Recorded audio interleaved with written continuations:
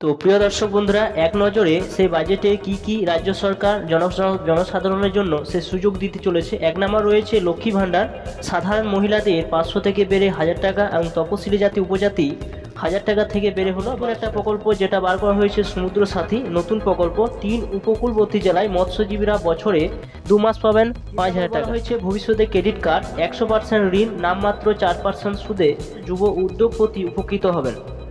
এছাড়া বন্ধুরা এখানে ডিএ বৃদ্ধি বলা হয়েছে, আরও 4% ডিএ বৃদ্ধি করা হলো। সরকারি কর্মীদের কাজ, কেন্দ্রীয় বরাদ্দ বন্ধ, রাজ্য 21 লক্ষ জব কার্ড হোল্ডারদের মজুরি দেবে বরাদ্দ 3700 কোটি টাকা।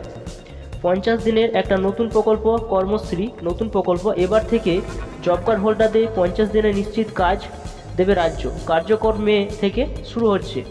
এছাড়া বলা হয়েছে আবাস যোজনা 11 লক্ষ বাড়ি তৈরির জন্য 1 মাস অপেক্ষা, কেন্দ্র টাকা না দিলে রাজ্য 1 মে টাকা কিন্তু ছাড়বে।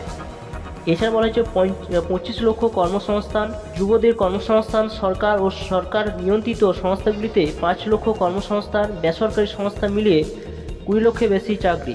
এছাড়া রয়েছে সিভিক ভিলেজ গ্রিন পুলিশদের 1000 টাকা করে ভাতা বৃদ্ধি, অবসরকালীন ভাতা বেড়ে হলো 5 লক্ষ টাকা। এছাড়া বন্ধুরা এখানে রয়েছে রাঁধুনিদের ভাতা, মিড ডে মিল রাঁধুনি এবং সহায়কদের 500 টাকা ভাতা বৃদ্ধির ঘোষণা। এছাড়া রয়েছে গঙ্গাসাগর সেতু, সেখানে বলা হয়েছে মুড়িগঙ্গা নদীর উপর নির্মিত হবে গঙ্গাসাগর সেতু, 1200 কোটি টাকা খরচ, প্রথম বছরে বরাদ্দ রয়েছে 200 কোটি টাকা। এছাড়া বলা হয়েছে তাপবিদ্যুৎ কেন্দ্র, সেখানে বলা হয়েছে 2920 মেগাওয়াট ক্ষমতা সম্পূর্ণ 4টি নতুন সুপার ক্রিটিক্যাল থার্মাল ইউনিট স্থাপনের প্রস্তাব। সেলফ হেল্প গ্রুপ, মহিলা চালিত 10,000 সেলফ হেল্প গ্রুপ প্রতি 25,000 টাকা ঘোষণা। রয়েছে পরিযায়ী শ্রমিক, এখানে পরিযায়ী শ্রমিকদের কথা বলতে যারা বাইরে কাজ করে তাদের জন্য সুবিধা নিয়েছে রাজ্য সরকার। কর্মসাথীদের নথিভুক্ত পরিযায়ী শ্রমিকরা স্বাস্থ্যসাথী প্রকল্পের আওতায় উপকৃত হবেন প্রায় 28 লক্ষ শ্রমিক। এছাড়া রয়েছে শিল্প সেতু, কৃষক সেতুর সমান্তরাল দামোদর নদীর উপর হবে শিল্প সেতু, সেখানে বরাদ্দ করা হয়েছে 100 কোটি টাকা। সংস্কৃতি হেরিটেজ, 6টি সংখ্যালঘু সম্প্রদায়ে সংস্কৃতি উন্নয়নে প্রদর্শিত হবে সংস্কৃতি হেরিটেজ। এছাড়া বলা হয়েছে তরুণীর স্বপ্ন প্রকল্পে এখন থেকে ট্যাব ও স্মার্টফোন কেনার জন্য এককালীন 10,000 টাকা একাদশ শ্রেণী থেকে সেটা দেওয়া হবে। যুব প্রশিক্ষণ নতুন প্রকল্প, বিভিন্ন শিল্প সংস্থাতে ট্রেনিদের প্রশিক্ষণে 1500 থেকে 2500 টাকা পর্যন্ত তারা স্টাইপেন্ড দেওয়া হবে।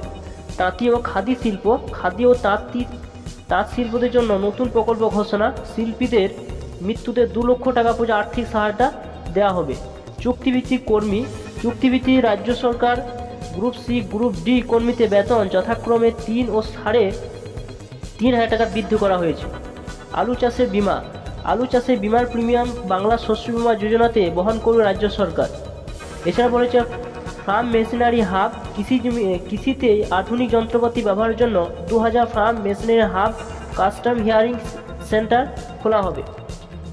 এফপিও গঠন, কৃষকদের বীজ ঋণ পেতে সুবিধার জন্য এবং অবাধ বিপণনের জন্য এফপিও গঠনের প্রস্তাব।